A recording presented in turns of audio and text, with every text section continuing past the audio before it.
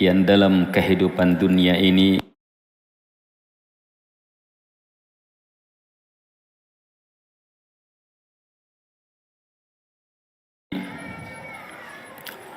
mendekatkan di tempat terbaik di dunia, di rumah-rumah Allah Subhanahu wa taala. Kita memuji, membesarkan, mengagungkannya, yang dalam kehidupan dunia, fitnah dunia ini, kita dunia dalam majlis ilmu. Karena Rasulullah sallallahu alaihi wasallam bersabda, "Ad-dunya mal'unah wa mal'unatum ma fiha illa dzikrullah wa ma wala aw alim wa muta'allim." Dunia terlaknat.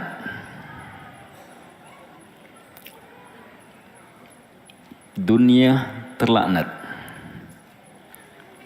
Kalau ini dipahami, tidak usah dibahas seimbang atau tidaknya. Dunia terlaknat.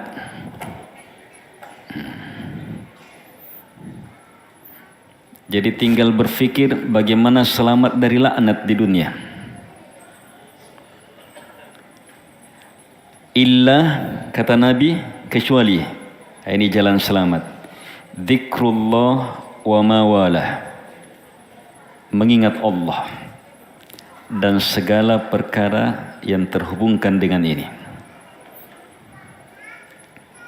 solat dan seterusnya.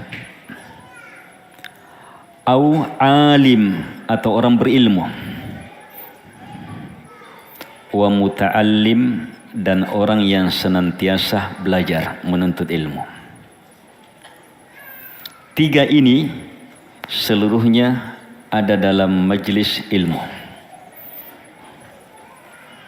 Saat ini kita berada dalam majlis ilmu, majlis dzikir.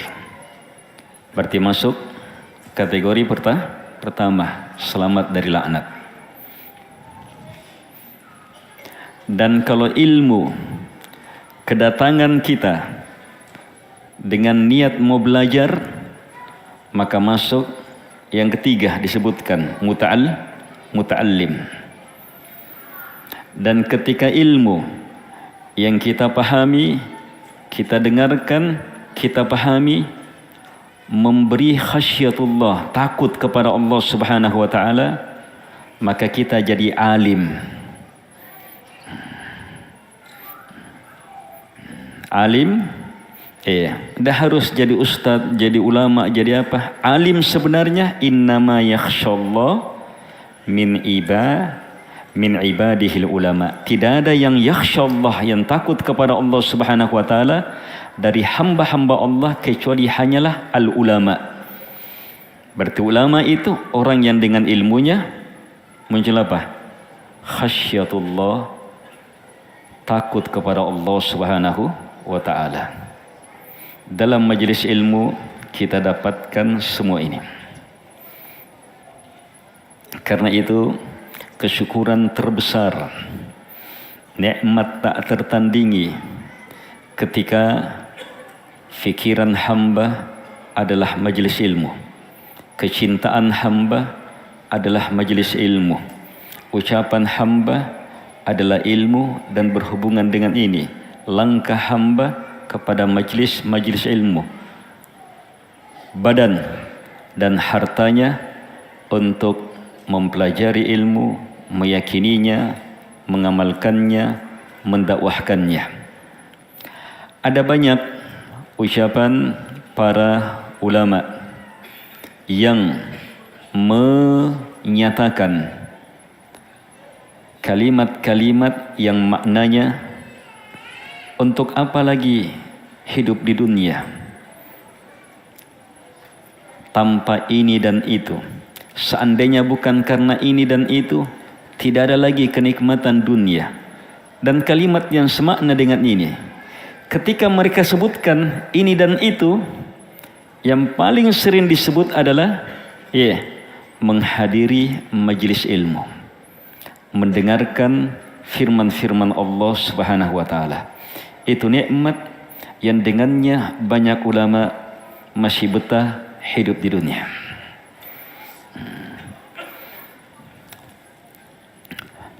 Karena itu setiap ada majelis ta'lim, majelis ilmu untuk menyampaikan ilmu, memuliakan ilmu, mengangkat ilmu, maka bersyukurlah ketika kita penyelenggaranya, ketika kita panitianya, ketika kita orang-orang yang hadir di dalamnya, bahkan walaupun ketika kita hanya tukang parkirnya. Sebab majelis ilmu kenikmatannya memberi imbas kepada orang-orang yang hadir walaupun tidak dengan maksud menuntut ilmu. Ketika para malaikat yang diutus oleh Allah Subhanahu wa taala khusus mencari majelis-majelis ilmu, mereka kembali naik ke atas. Dalam hadits yang panjang Allah tanya, Allah tanya tentang orang-orang yang berada dalam majelis ilmu. Setelah ditanya, malaikat jawab, akhirnya Allah bilang apa? Ishhadu, kalian semuanya jadi saksi, persaksikan, anni qad ghafartu lahum, sungguh saya telah ampuni mereka semuanya. Satu dari malaikat berkomentar, ya Rabb, fihi fulan ja'a li hajah, laisa minhum ja'a li hajah. Wahai Rabbku, nieto dengianu, dia bukan datang menuntut ilmu, ada keperluannya. Kau tanya ki baluk-baluk ji, seperti mungkin hanya mau datang ini, bukan karena mau menuntut ilmu. Maka malaikat ini tanya, gimana yang seperti ini? Apa jawaban Allah Subhanahu wa taala? Humul julasa la yushqa bihim jalisuhum. Mereka itu teman-teman duduk yang tidak akan membuat celaka, rugi orang-orang di sekitarnya. Artinya apa? Terkena imbas, berkah, rahmat, kebaikan dari majelis ilmu. Berarti memperbanyak majelis ilmu itu apa? Memperbanyak sebab rahmat, ampunan di sekitarnya. Kaum muslimin dan muslimat yang dimuliakan oleh Allah Subhanahu wa taala, dan memperbanyak majelis ilmu itu sebab dari sebab besar untuk sukses di dunia, selamat di dunia, terlepas dari fitnah dunia, dan seterusnya. Al-ikhwah wal akhwat rahimakumullah, mewaspadai fitnah dunia. Allah Subhanahu wa taala telah mengingatkan, wala taghurranna fala taghurrannakumul hayatud dunya. Al-ayah. Jangan sekali-sekali kehidupan dunia ini membuat kalian terlalaikan.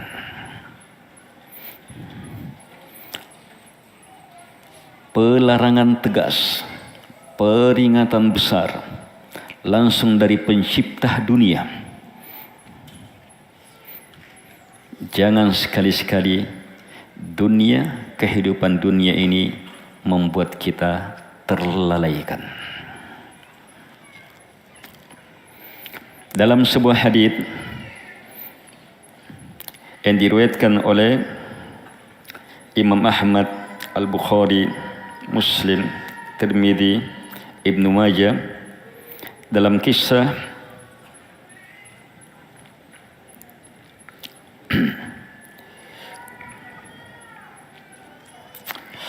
datangnya harta dari negeri Bahrain.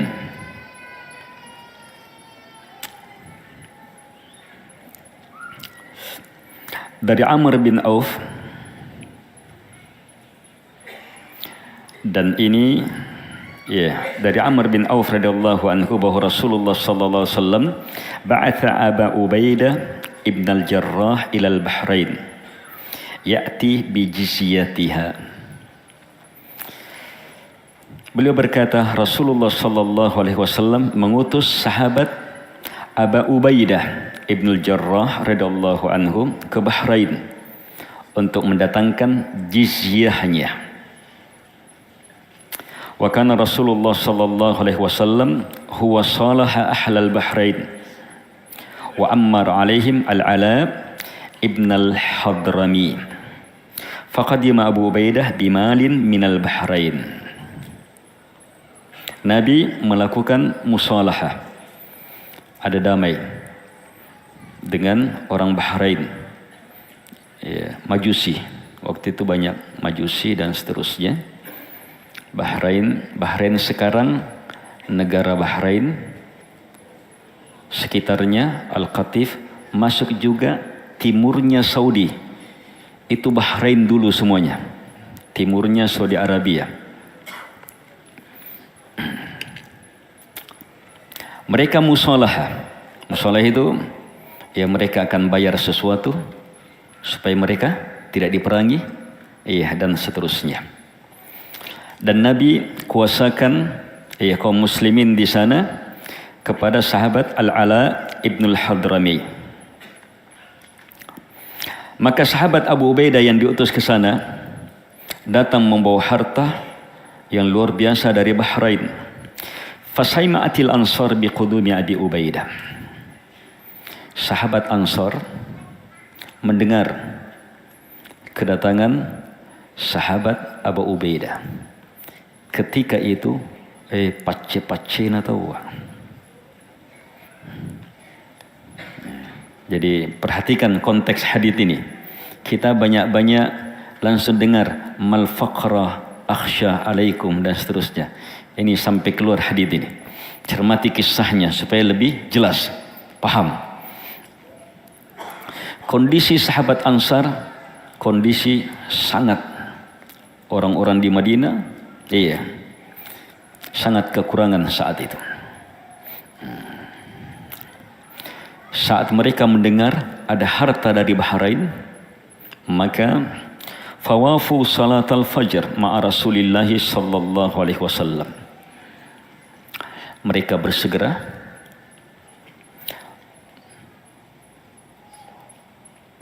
untuk menjumpai Nabi, dan mereka pilih bertepatan dengan waktu sholat subuh. Falamma shalla Rasulullah sallallahu alaihi wasallam insarafa. Tak kala Nabi sudah sholat, selesai zikir Nabi bangkit berpaling mau keluar atau semakna dengan itu. Fata'arradulah. Nabi mau keluar, mau pergi, sementara kita mau cari Nabi nih. Langsung dia kasih isyarat kepada Nabi. Mungkin ada yang berdiri di depannya Nabi. Mungkin bahasanya kita, apa jentuh? Niatkah? Adakah? Bahasanya kita, adakah? Itu makna ta'arradu. Tapi bukan bahasa. Sikap sahabat, langsung. Nabi apa yang Nabi lakukan? Seperti yang antum lakukan sekarang. Tabassama, tersenyum Nabi. Kan? Adakah? Tersenyum Nabi sallallahu alaihi wasallam ketika melihat mereka. Rombongan langsung kayak berdiri menghadang Nabi, memperlihatkan diri kepada Nabi, isyarat bahwa adakah? Ingat kondisinya sahabat, pace-pace natal.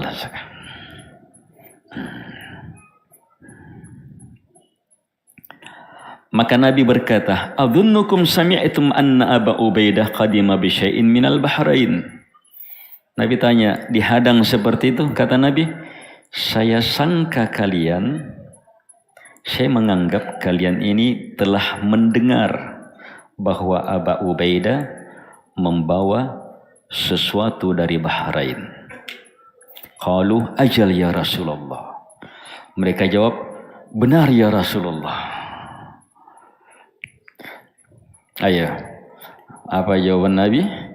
Ini orang datang minta pembagian ini.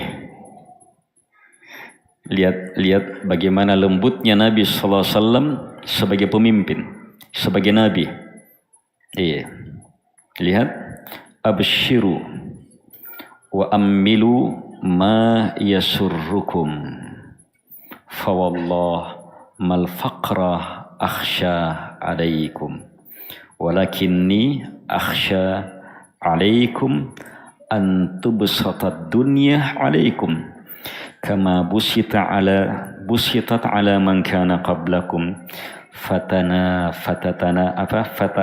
fatanafasuha kama tanafasuha fatuhlikahum kama ahlakathum. Mereka menjawab, apa jawaban Nabi? Abshiru, berbahagialah. Ammilu ma yasurrukum, harapkan, ayo, apa yang kalian inginkan, dikasih. Jadi Nabi longgarkan. Pokoknya sanam kok, rasa asing kok, pokoknya iya, aman. Tapi setelah itu, setelah Nabi bahagiakan dengan akan dapat pembahagian, Nabi ingatkan ilmu besar yang menjadi judul materi kita.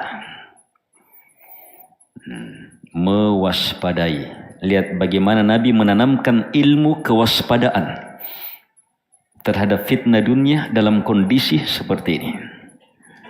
Kata Nabi, fawallah, maka demi Allah, mal faqra akhsha alaikum.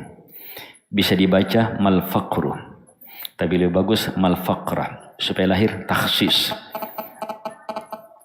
Betul-betul bukan kefakiran yang saya takutkan pada kalian. Walakinni akhsha alaikum. Tetapi betul-betul yang saya takutkan kepada kalian adalah antubsatat dunia. Dunia dihamparkan alaikum kepada kalian. Tubsat berarti apa? Bukan sekedar dapat terus menerus. Sesuatu yang terhampar. Ambil seenaknya, tinggalkan seenaknya, pokoknya dunia dihamparkan.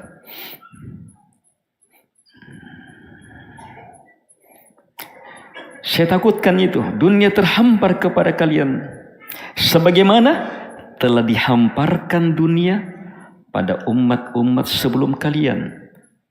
Dan mereka pun berlomba-lomba, at-tanafus, berlomba, bersaing, saling mengejar, memperbanyak untuk mencari dunia. Sebagaimana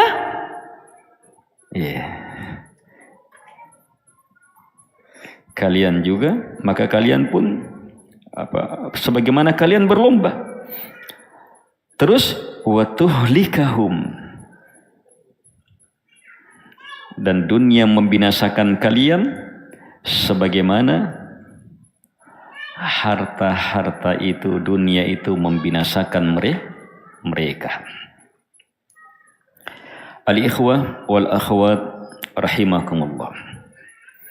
Coba lihat di sini bagaimana Nabi memahamkan kewaspadaan terhadap dunia kepada para sahabat.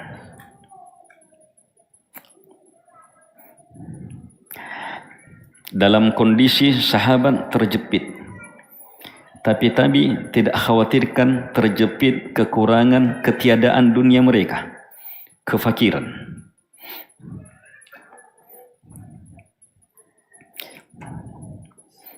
Yang Nabi khawatirkan justru apa? dunia terhampar. Coba lihat, muncul kekhawatiran Nabi di kondisi sahabat apa? Menampakkan apa? Hasrat, keinginan untuk dapat pembagian. Padahal itu kondisi apa? Sangat wajar. Orang lagi tidak ada ya. Lagi kosong dapur. Lagi susah. Mungkin di antara mereka ada yang lagi kelaparan. Dalam kondisi seperti itu, orang ada yang mau dibagi, wajar. Tapi yang wajar ini pun Nabi jadikan apa? Peringatan. Peringatan.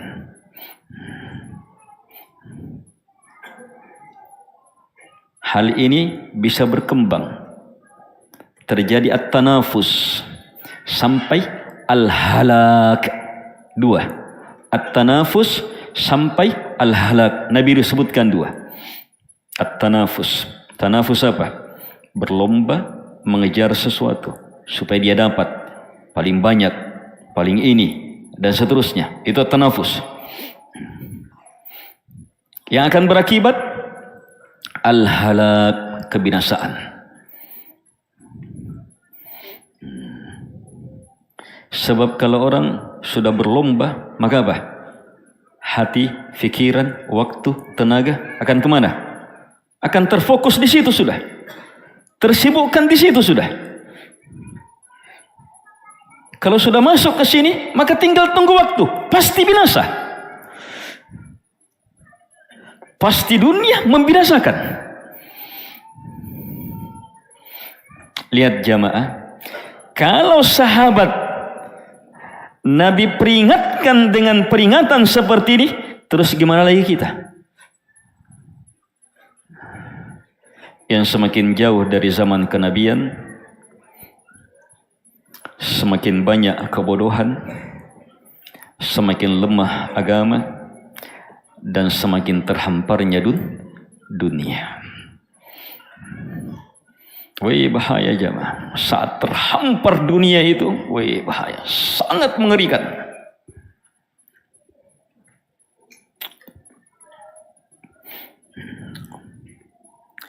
Lihat 3 orang yang diuji.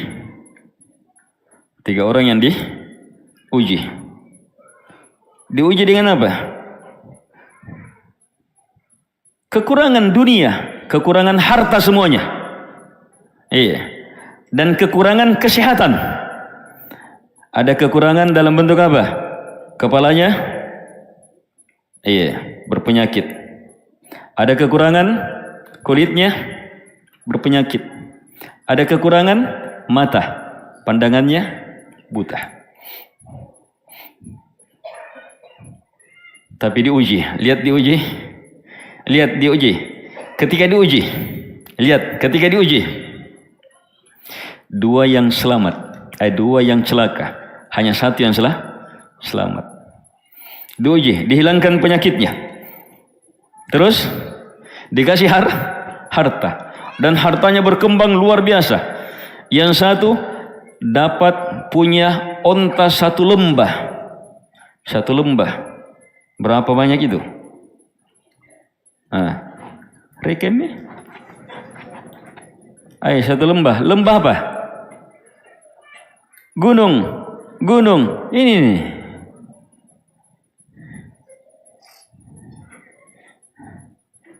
Yang satunya punya sapi 1 lembah. Yang satunya punya kambing 1 lembah. Si buta. Yang berpenyakit kulit,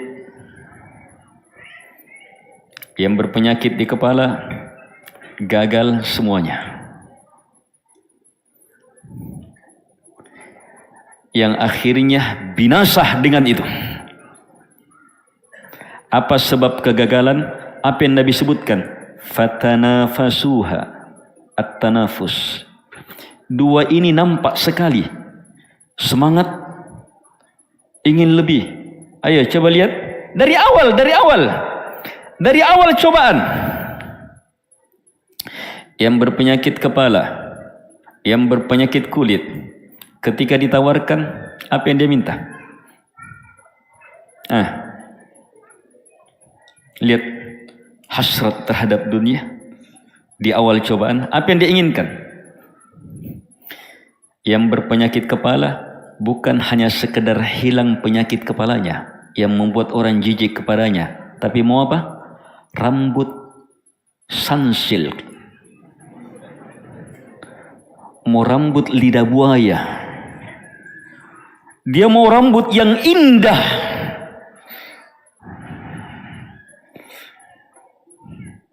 Lihat dari awal ngoah, itu bahasanya tanafus itu.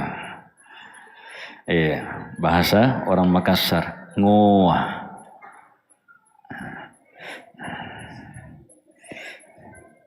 Terus yang berpenyakit yang satunya kulit, dia tidak minta sekedar dihilangkan penyakit kulitnya supaya orang tidak merasa jijik, dikata-katai lagi supaya tidak dikata-katai. Tidak, dia ingin apa? Kulit apa ya? Glow. Apa maksudnya? Ya itulah. Pokoknya kulit yang halus, ini dan seterusnya. Lihat dari awal ngoah, tapi sebutah apa yang dia minta? Apa yang diminta sebutah? Saya minta Allah kembalikan pandanganku supaya saya bisa lihat orang, rindu melihat sesamanya.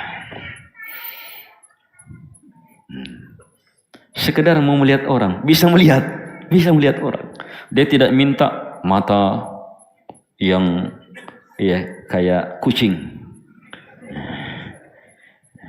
Dia tidak minta, pokoknya mata saja, bisa melihat saja. Terus saat minta harta, ayo, dua ini minta apa? Onta, sapi. Hati-hati yang pedagang sapi. Ngoa, ay taya milaso. Apalagi pedagang sapi tahunan, kekuatan mental tahunan itu lebih hancur itu.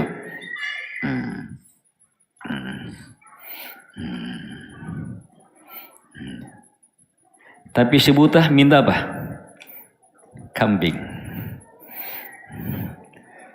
Kambing sih. Kambing nilainya rendah di bawah, tetapi justru di situ keberkahan. Akhirnya ketika diuji, ayo, berapa lama ujian? Dari awal ini sudah. Dari awal dihilangkan itu ujiannya. Fa'aradallahu ayyabtaliyahum. Allah ingin membalak mereka. Di awal itu ujiannya. Sampai apa? Sampai satu punya onta satu lembah, sapi satu lembah, kambing satu lembah. Kira-kira berapa lama itu? Punya sapi satu lembah berapa itu?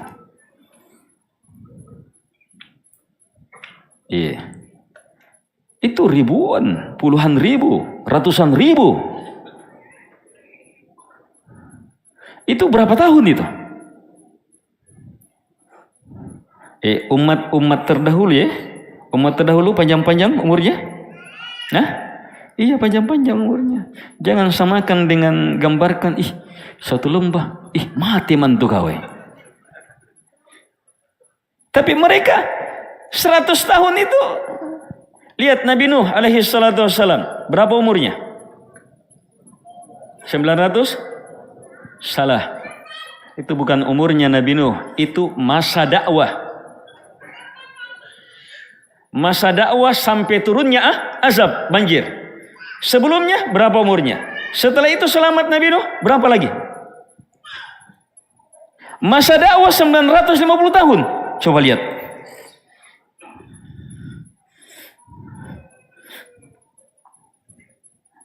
Lihat jamaah.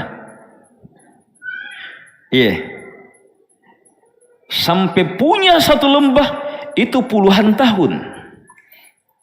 Mungkin 50, mungkin 100, mungkin lebih. Dan itu semuanya apa? Masa bala, cobaan semuanya. Keumuman kita berpikir cobaan dunia itu sesaat, satu kali, iya, kondisi tertentu. Padahal prosesnya boleh jadi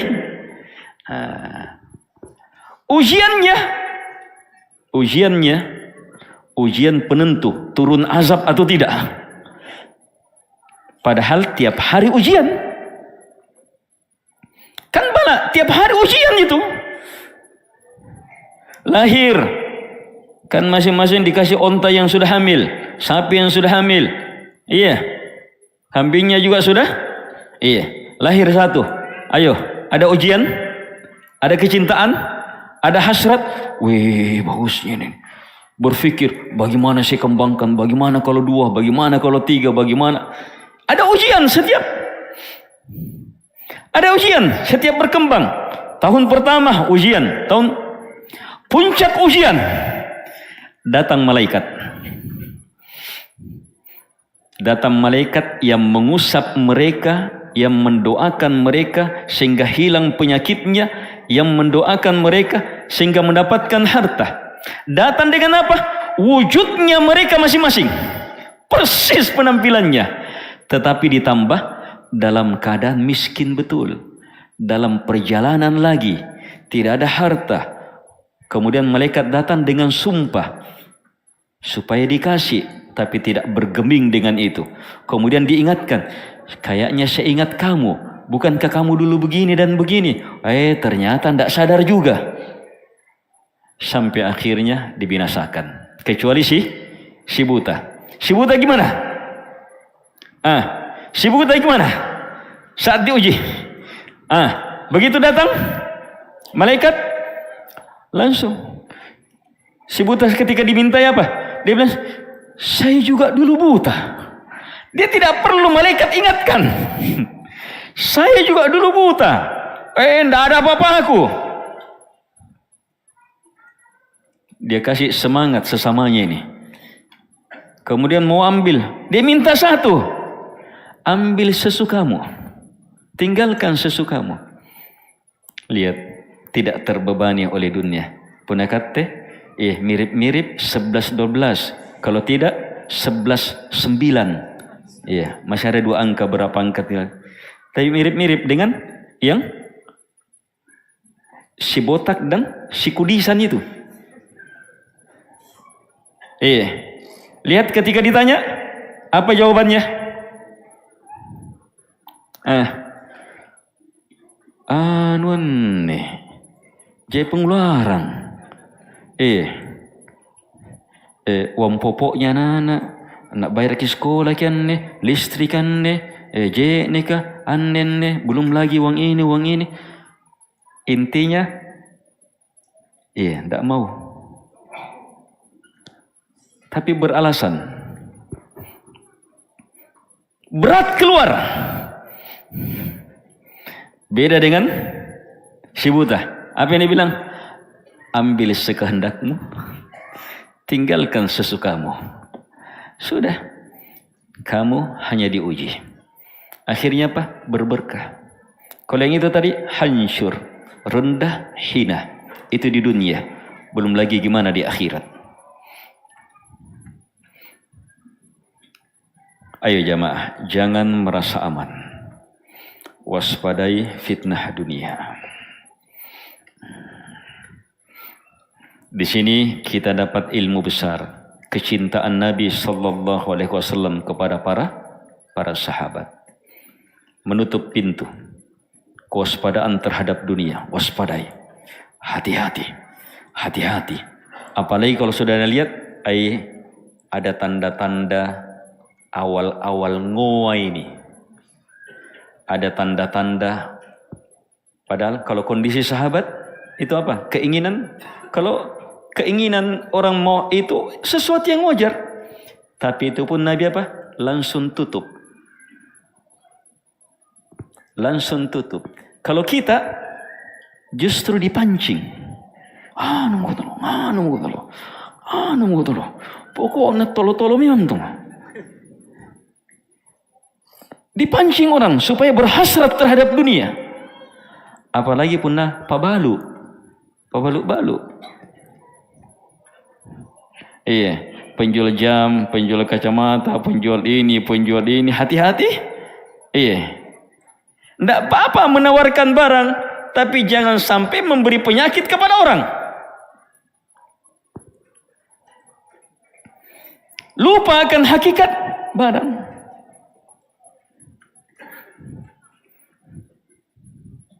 Masuk di dalamnya, iya, investor batu kapur misalnya.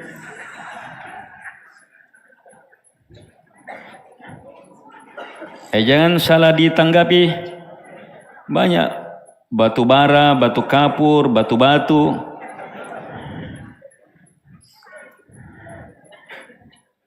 Pokoknya masuk uang, cair sekian, dihasrat, dipancing, apa? Harusnya kalau menawarkan kebaikan, ayo, berapa banyak makanan anak istrimu kamu bisa makan dengan ini? Berapa banyak masjid kamu bisa sumbang? Berapa banyak fakir miskin kamu bisa ini? Berapa banyak? Jadi ditawarkan untuk apa? Bekerja sama untuk apa? Mengejar kebaikan. Tapi banyak orang menawarkan sesuatu, iya, walaupun itu baik, walaupun itu bermanfaat, walaupun itu mendatangkan keuntungan, walaupun perkara itu halal, waspadai, fitnah dunia itu betul-betul mematikan. Sebentar, kita ungkap lebih dalam. Hadits ini juga menjelaskan kepada kita, iya, bentuk fitnah yang harus kita waspadai, at-tanafus, sampai kebinasaan. Bersaing. Iya. Sampai akhirnya lupa halal haram. Sampai akhirnya biar haram. Yang penting untung. Apalagi sampai akhirnya pokoknya saya harus jatuhkan dia. Bukan lagi tanafus, tahasud. Saling hasad sudah. Bagaimana jatuh, bagaimana dia hilang, bagaimana tidak ada, bagaimana hancur barangnya, bagaimana ini. Tahasud sudah. Kalau sudah sampai di sini terjadi kebinasaan sudah. Kebinasaan terhadap fitnah dunia jamaah sampai ke dalam kesyirikan. Sebentar, kita akan jelaskan perkara itu supaya lebih kita waspadai. Al-ikhwah wal akhwat rahimakumullah. Dalam sebuah hadits yang sering kita dengar yang diriwayatkan oleh Imam Muslim, Ibnu Majah, ini lafaz Ibnu Majah diriwayatkan oleh Ibnu Muslim, perbedaan sedikit dari sahabat Abu Sa'id Al-Khudri radhiyallahu anhu. Al-Albani mensahihkannya dalam Sahih Al-Albani, Sahih Ibnu Majah. Rasulullah sallallahu alaihi wasallam bersabda, sahabat Mu'ad bin Jabal, ulamanya sahabat yang dapat ilmu ini, Innad dunya khadiratun hulwah. Dalam lafaz hulwatun khadirah. Wa inna allaha mustakhlifukum fiha. Fanadirun kaifa ta'malun. Dalam lafaz fayamduru kaifa ta'malun. Dalam lafaz liyamdura kaifa ta'malun. Ala fattaqud dunya wattaqun nisa. Ala fattaqud dunya wattaqun nisa. Nabi bersabda, sungguh dunia itu khadirah, sesuatu yang menghijau indah. Hulwa, manis, lezat. Dan sungguh Allah mustakhlifukum fiha. Dunia mustakhlif. Allah menjadikan kalian hidup di dunia silih berganti. Ini namanya mustakhlif. Meninggal si anu, generasi selanjutnya muncul. Meninggal generasi ini, generasi selanjutnya muncul. Itu mustakhlif namanya. Bukan menjadikan khalifah, penguasa. Itu penafsiran keliru. Dari sisi bahasa, dari sisi makna. Allah jadikan kalian tinggal di dunia silih berganti, kemudian nadirun, Allah akan memandang kaifa ta'malun, bagaimana kalian beramal. Karena itulah fattaqud dunya, takutlah. Jadi fattaqud dunya ini penerjemahan baiknya, wujudkan takwa dalam menyikapi dunia. Kalau antum artikan takuti dunia, takutlah terhadap dunia, woi, apanya mau ditakuti? Sebab dunia dalam makna sebagai bala,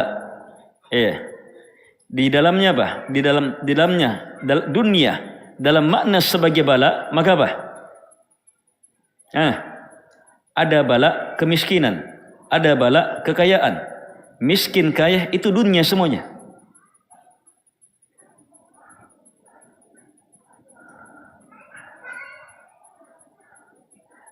Ayo, dalam pandangan itu maka tidak cocok fattaqud dunya diterjemahkan dengan apa? Takut terhadap dunia. Jadi fattaqu, wujudkan takwa dalam bersikap terhadap dunia. Takwa ada dalam bentuk lakukan, ada dalam bentuk tinggalkan. Sebentar. Wattaqun nisa, dan wujudkan takwa terhadap wanita. Ini perkara dunia paling mematikan, terkhusus bagi kaum lelaki. Sebab an-nisa sudah masuk dunia, tapi karena dia sangat berbahaya, diingatkan khusus, wattaqun nisa.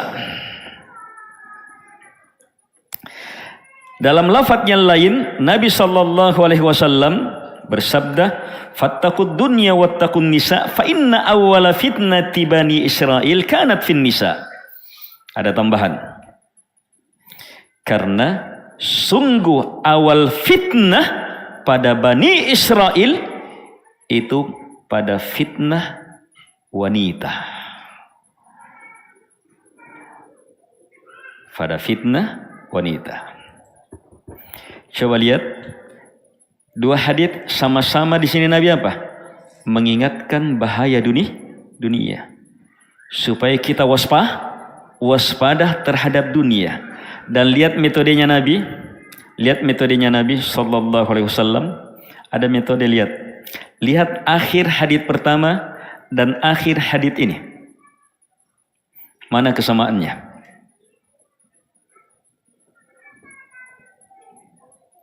Sama-sama Nabi mengingatkan kita akan bahaya dunia melalui apa?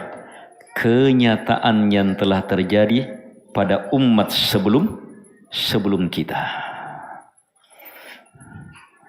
Dan itu cara mengingatkan sesuatu paling masuk akal, mengena. Sebab sesuatu yang terlihat, didengar, diketahui, oh yang sebelumnya betul-betul binasa, ternyata binasanya karena ini. Al-ikhwah wal akhwat rahimakumullah.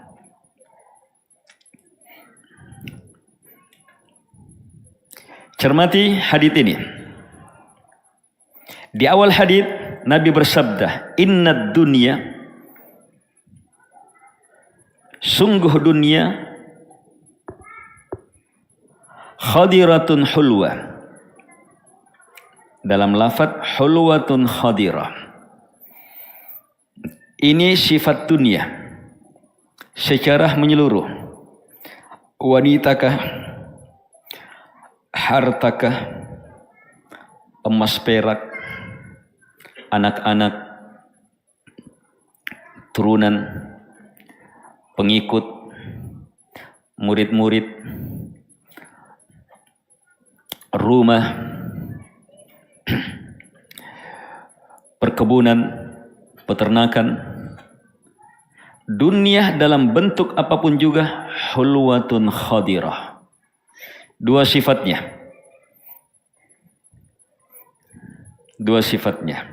Mewaspadai sesuatu, harus betul-betul pahami sesuatu itu.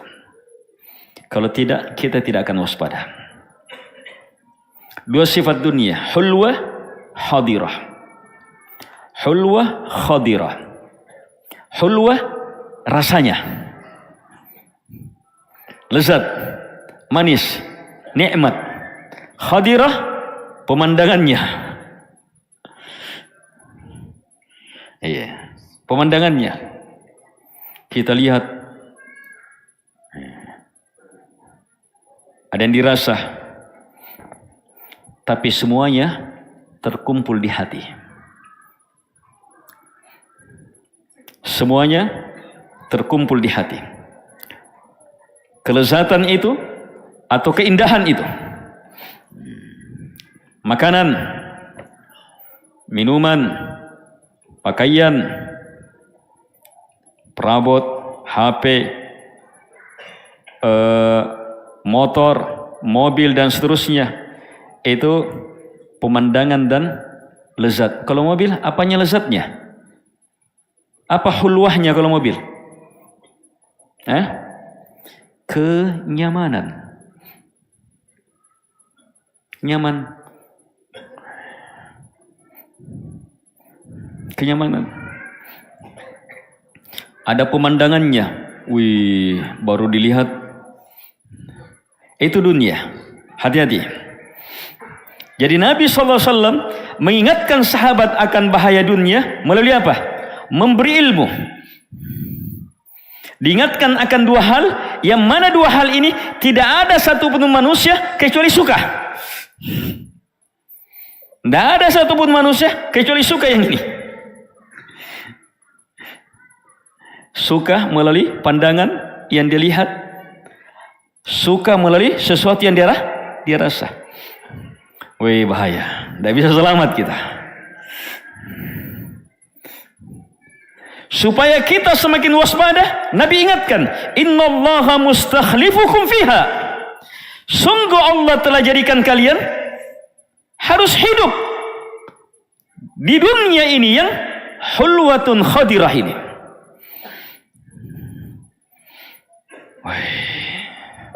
Harus dihadapi. Tidak boleh tidak.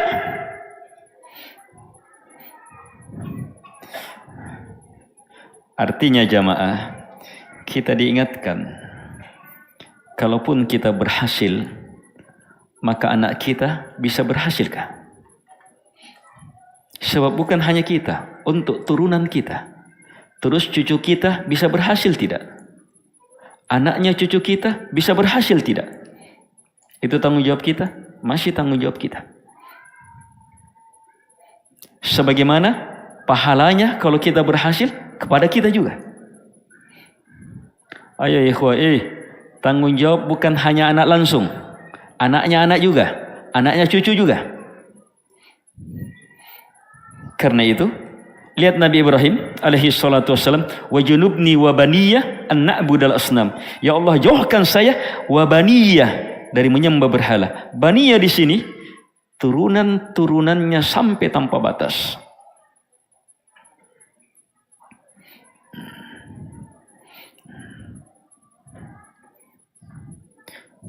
Setelah itu, lihat.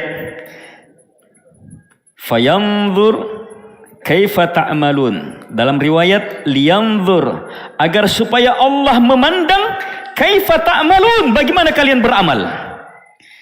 Ini kesimpulan pembahasan.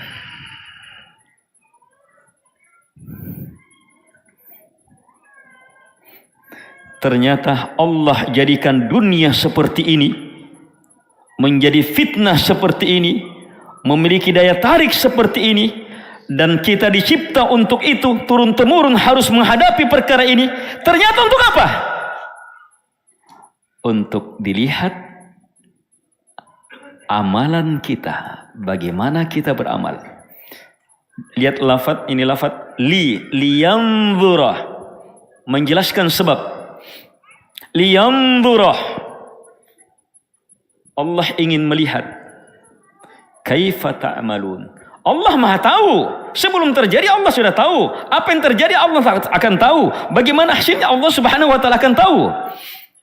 Tapi ini illah yang menjelaskan sebab. Yang di dalamnya terdapat apa?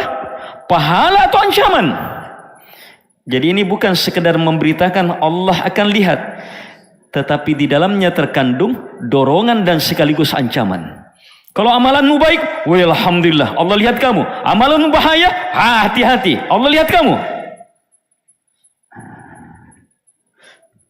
Liyanzura kaifa ta'malun. Allah ingin lihat bagaimana kalian beramal.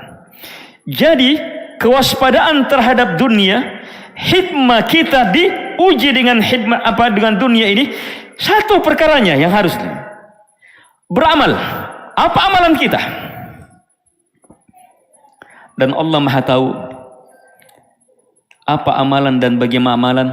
Mengandalkan kekuatan kita tidak bisa. Karena itu apa? Diutus Nabi dan Rasul.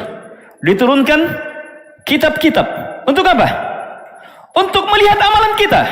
Menuntun kita beramal. Amalan hati, amalan lisan, amalan anggota tubuh, amalan dengan badan, amalan dengan harta. Amalanlah yang menjadi perkara besar. Allah Subhanahu wa taala berfirman, "Innama hiya a'malukum uhsiha lakum, thumma wafiha iyyakum.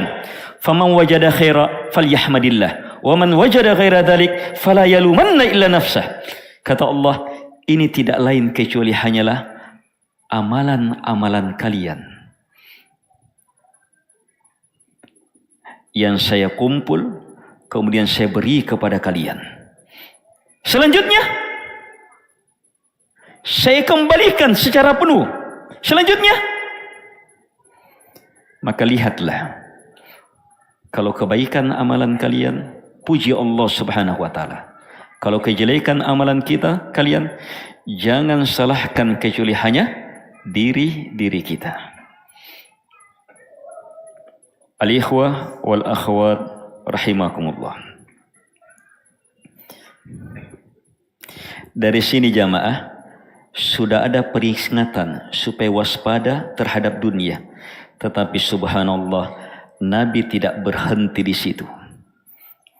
Fayanzur kaifa ta'malun, itu sudah memberi peringatan besar sekaligus ilmu besar bagaimana menghadapi bahasa itu. Waspada, sekedar waspada tidak bermanfaat kalau tidak tepat sikapnya. Berapa banyak jamaah orang ketika ditanya, kamu takut terhadap syirik? Kamu takut terhadap syirik? Bahaya syirik? Waspada terhadap syirik? Iya, tapi ternyata pelaku kesyirikan. Demikian hal-hal lainnya. Banyak orang mengatakan waspada terhadap sesuatu, tetapi yang diinginkan adalah kewaspadaan yang benar pasti melahirkan apa? Sikap yang benar. Kesimpulan kewaspadaan yang benar, lahirnya amalan. Sikap yang benar. Beramal untuk akhirat. Beramal untuk selamat dari fitnah dunia. Beramal untuk mempersiapkan hidup yang sebenarnya di akhirat. Dan seterusnya. Jadi sudah apa? Sudah terdapat ilmu besar supaya kita waspada terhadap dunia. Tetapi karena Nabi SAW itu sempurna dalam memberi ilmu, lihat kalimat selanjutnya, fattaqud dunya. Disuruh kita bertakwa terhadap dunia. Wattaqun nisa. Kemudian disebutkan rincian kewaspadaan yang harus betul-betul kita waspadai. Wanita. Fattaqud dunya.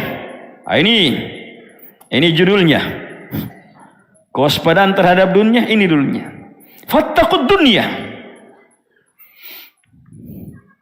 Apa makna fattaqu? Wujudkan takwa dalam bersikap terhadap dunia. Wujudnya? Bagaimana takwa? Ilmu yang benar dalam melihat dunia yang melahirkan amalan yang benar. Ilmu yang benar dalam melihat dunia yang melahirkan upaya meninggalkan sesuatu. Dan semuanya didasari karena apa? Cinta kepada Allah, mengharap kepada Allah, takut kepada Allah Subhanahu wa taala. Itu takwa. Sekarang bagaimana bertakwa terhadap dunia? Bertakwa terhadap dunia, ilmui. Jadi dua sisi. Ada dunia, kita wujudkan, kita sikapi dengan berbuat, bertindak, melakukan. Ada sikap takwa terhadap dunia dalam bentuk apa? Meninggalkan, menjauhi dan seterusnya. Ayo, waspadai.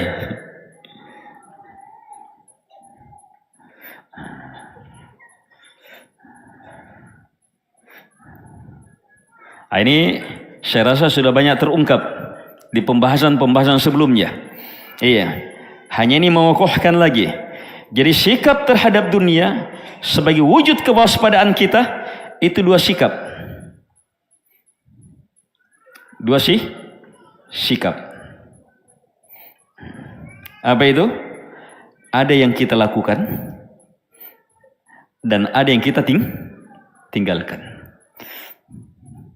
Sebab takwa itu lakukan perintah, tinggalkan larangan. Lakukan perintah sehubungan dengan dunia. Lakukan perintah, tinggalkan larangan sehubungan dengan dunia. Apa perintah-perintah sehubungan dengan dunia? Apa perintah-perintah sehubungan dengan dunia?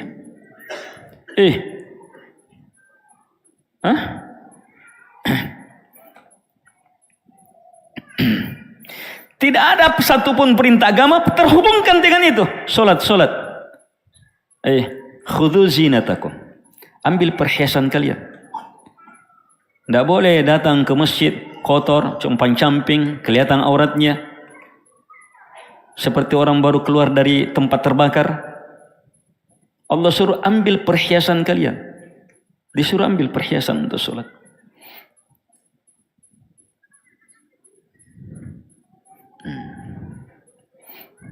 Jadi ada sesuatu yang harus kita gunakan.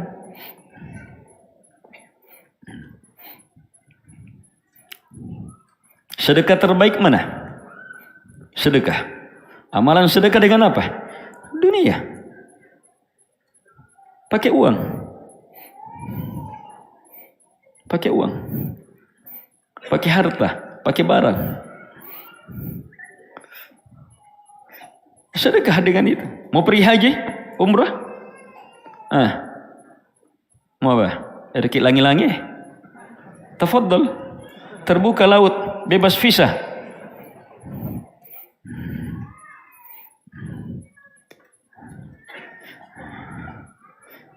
Doa apa?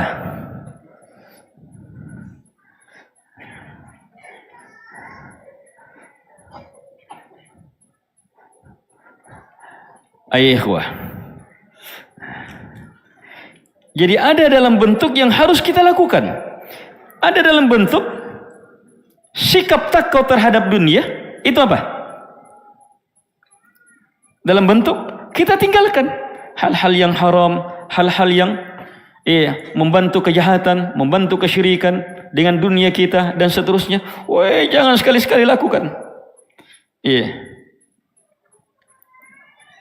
Ini lebih luas lagi. Sekarang pangkalnya, keluasannya sangat luas.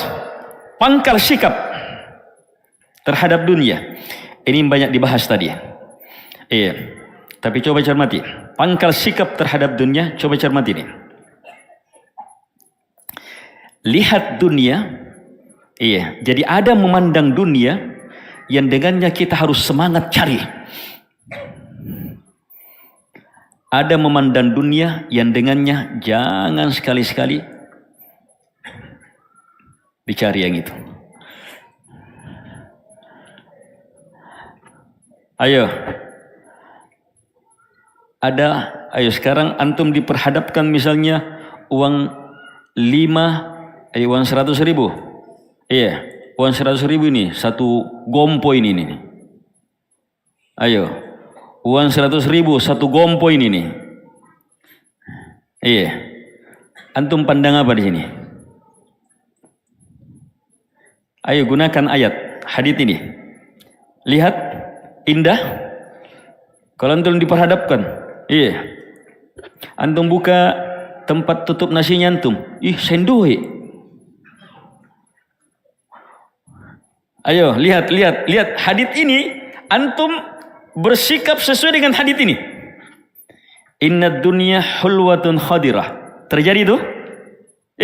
Terjadi itu? Terjadi tidak? Langsung hijau matanya, kayak di film kartun itu. Iya, langsung mata rupiah, mata dolar. Iya. Kelezatan dia sudah gambarkan. Iya. Lihat, itu dunia. Terus, innallaha mustakhlifukum fiha. Harus hadapi ini. Kamu turunanmu akan terus berhadapan dengan ini. Tidak pernah tidak. Silih berganti, harus berhadapan dengan ini. Tidak ada pilihan. Itu Allah yang suruh.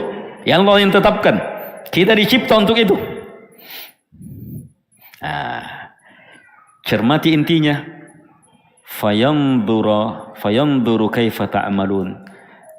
Selanjutnya Allah ingin lihat bagaimana kalian beramal.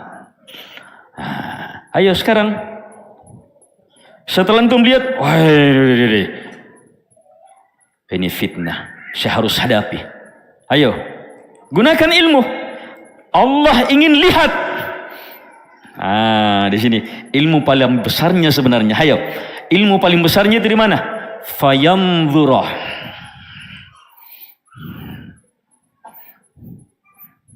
Di terjemahan, di banyak ceramah jarang ungkap itu. Justru hadits ini paling hebatnya itu kata yanzura. Siapa yang memandang di situ? Siapa yang memandang? Allah Subhanahu wa taala. Itu penentu segalanya. Kita dicipta untuk berhadapan dengan dunia. Dunia fitnah besar, lezat, menarik, indah dan seterusnya.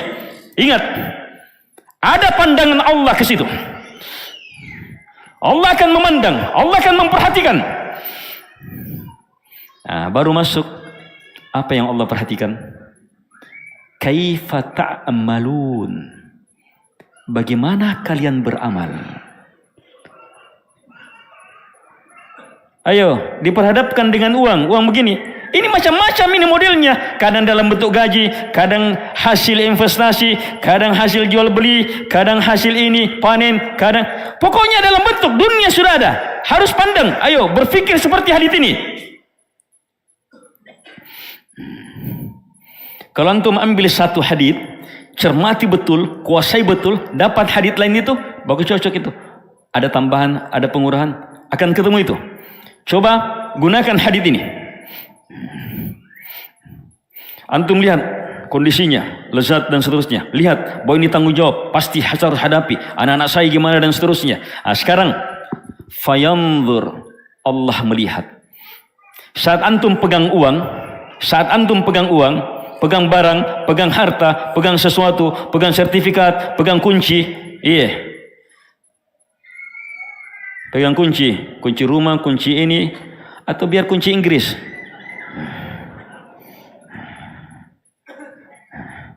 Saat antum memegang itu, maka apa? Fayanzur, ingat, Allah memandang, Allah memperhatikan. Yanzur di sini bukan sekedar melihat, tapi melihat dalam. Melihat perbuatan, melihat niat. Allah lihat semuanya. Apa yang mau dilihat? Kaifa ta'malun? Bagaimana kalian beramal? Ayo, bagaimana beramal? Itu yang dilihat. Ayo sekarang bagaimana beramal? Disinilah ilmu sebenarnya. Bagaimana beramal itu?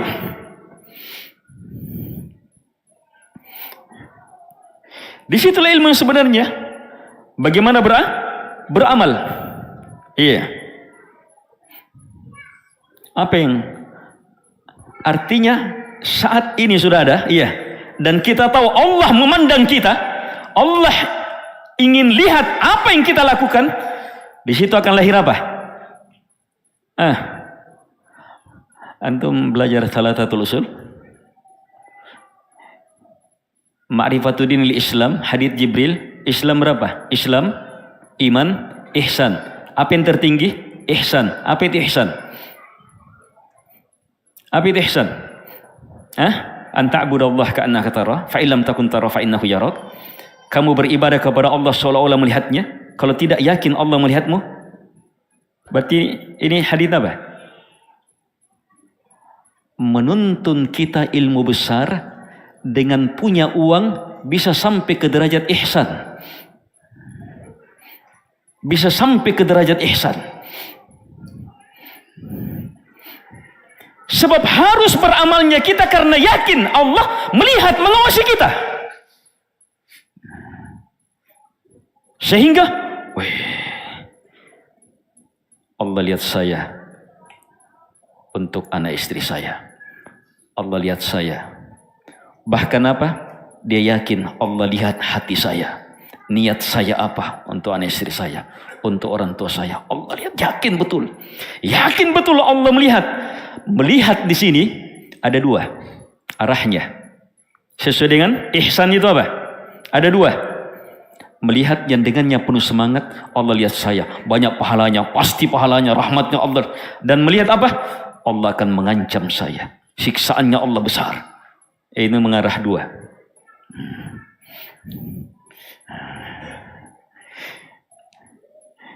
Pernahkah kita pegang uang kemudian merasa diawasi, dilihat? Nah, itu dia. Fayanzura kaifa ta'malun. Allah ingin lihat. Tadi di mobil sebelum asar, sambil saya baca tidur-tidur, ada ikhwah panitia jazakallahu khairan bawa buah-buah. Buah-buah taruh di situ. Masih tidur-tidur, tapi sopir saya sudah sikat duluan. Satu diambil, boy.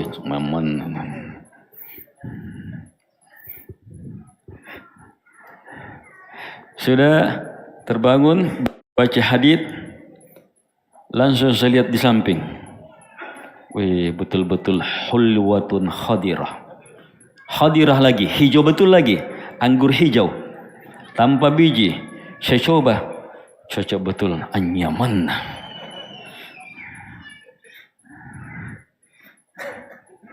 Terus saya berusaha, saya terapkan saja ini hadits. Ini fitnah. Apapun dalam hidup pasti saya akan alami ini. Diperhadapkan sesuatu yang lezat, sesuatu yang menawan dan seterusnya, saya pasti hadapi ini. Fayandur, apa pandangan Allah? Apa yang saya harus lakukan ini? Apa yang harus dilakukan di sini jamaah? Banyak sekali di sini. Ada yang antum lakukan, ambil, makan. Setelah makan, alhamdulillah, dapat kesyukuran. Ada yang antum lakukan, ambil, makan. Dapat apa? Gugur dosa. Ambil, makan. Dapat apa? Dapat ridho Allah. Ridho Allah, derajat tertinggi di surga dengan makan dunia.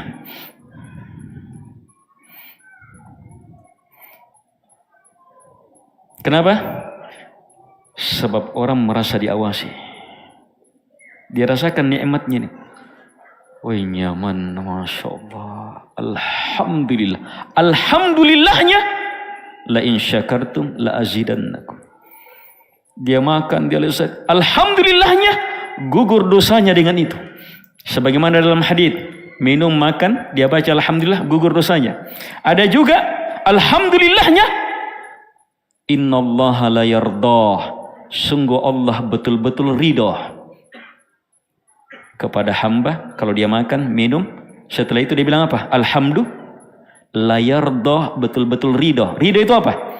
Derajat tertinggi di surga. Coba lihat, makan bisa dapat derajat tertinggi. Itu apa? Cara mewaspadai dunia. Dalam bentuk dilakukan itu. Jangan waspadai fitnah, alihnya.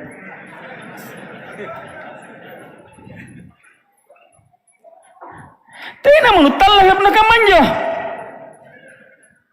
Fitnah. Pakaian fitnah. Pasulumi.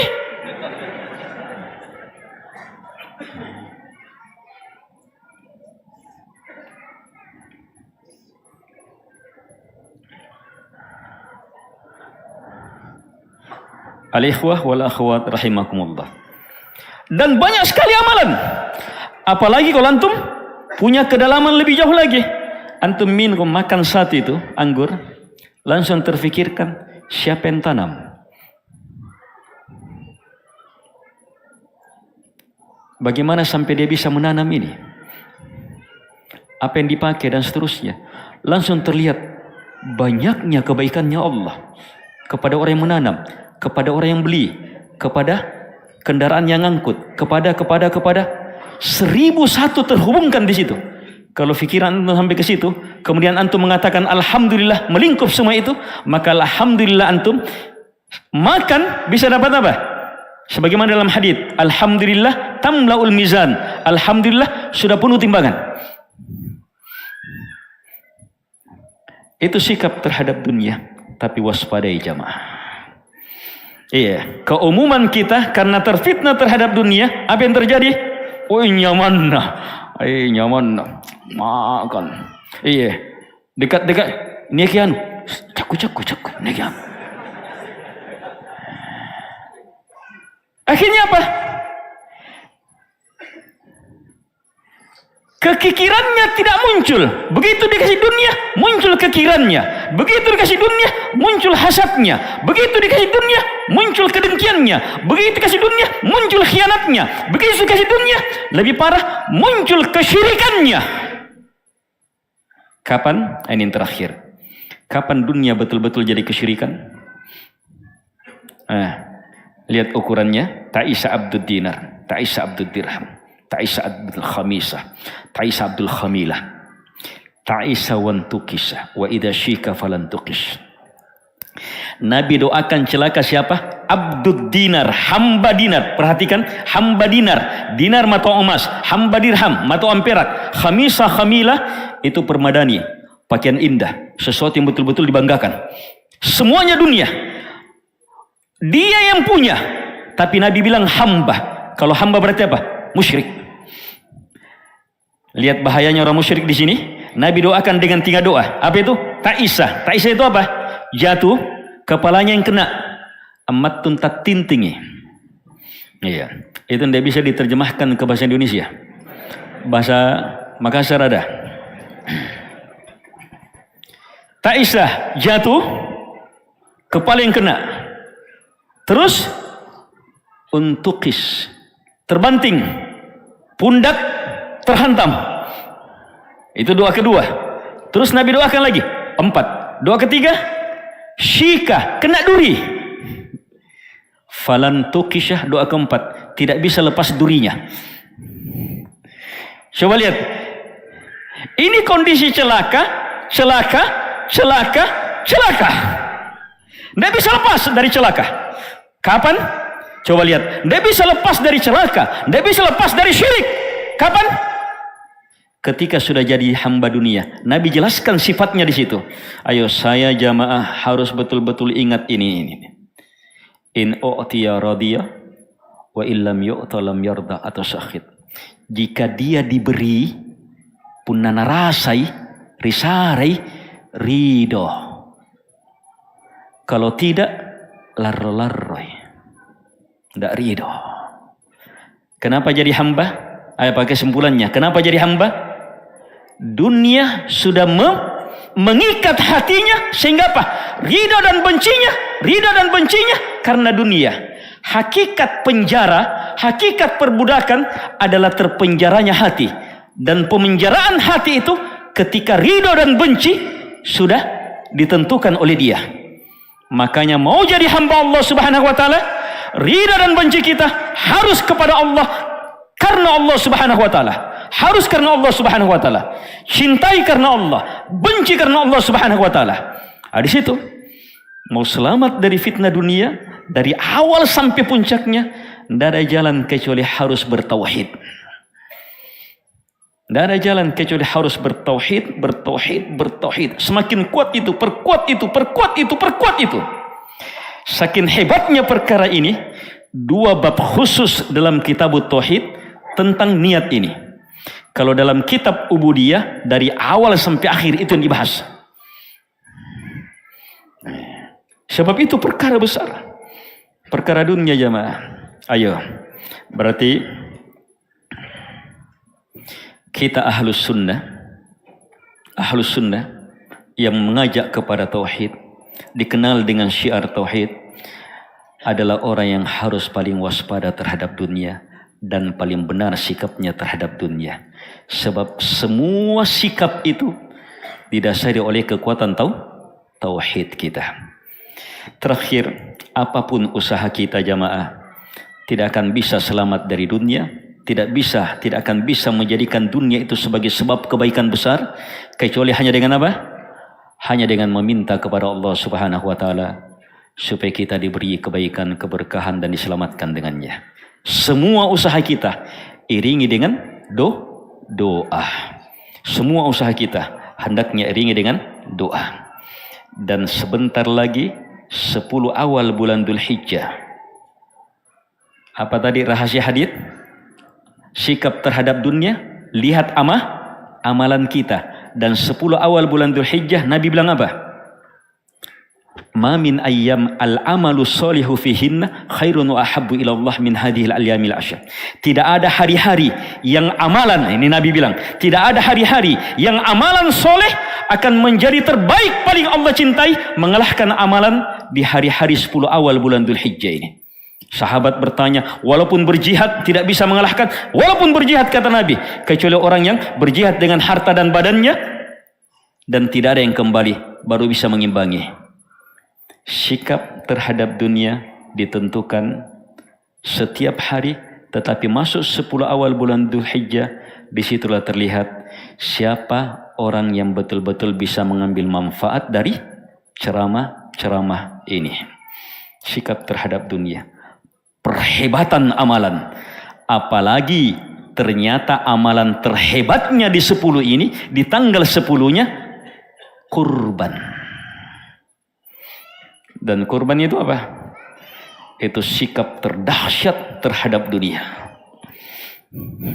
Siapa yang bisa berkurban? Itu bukti kejujuran. Tapi yang tidak ada keinginan berkurban, lebih tidak ada lagi harapan kalau apa? Nek duit nah, tapi tidak mau berkurban. Itu artinya dunia merusak sudah. Parah sekali itu. Itu parah sekali sudah. Ada uangnya, tapi kasingka. Asulik sedikit doikan tu kau. Itu kekuatan keimanan. Semoga bermanfaat. Lebih dan kurangnya mohon dimaafkan. Semoga Allah Subhanahu wa taala menjadikan kita seluruhnya ke dalam golongan hamba-hambanya yang bisa mendengarkan kalimat-kalimat baik dan mengikutinya dengan sebaik-baik pengikutan. Dan semoga Allah Subhanahu wa taala senantiasa menambah ilmu kita, keyakinan amalan kita, dakwah dan kesabaran kita, dan menjadikan kita seluruhnya ke dalam golongan hambanya yang selamat dari fitnah dunia dan bisa menjadikan dunia yang Allah, rezeki yang Allah anugerahkan kepada kita sebagai sebab-sebab kebaikan dan keberkahan di sisi Allah Subhanahu wa taala. Subhanakallahumma hamdik, asyhadu an la ilaha illa anta. Assalamualaikum warahmatullahi wabarakatuh.